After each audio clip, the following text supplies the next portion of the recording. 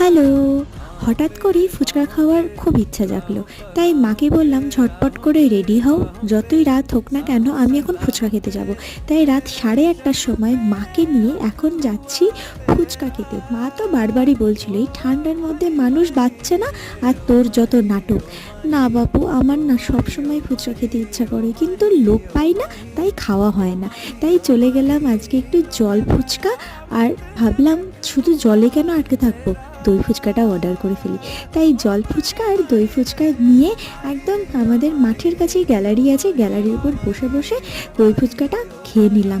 আমার দই ফুচকা খেতে কিন্তু প্রচণ্ড ভালো লাগে। তোমাদের কাদের ভালো লাগে একটু কমেন্ট করে কিন্তু অবশ্যই জানিও। এখানে মাও একটু টেস্ট করলো, মা বললো আমার জল ফুচকাই ভালো লাগে।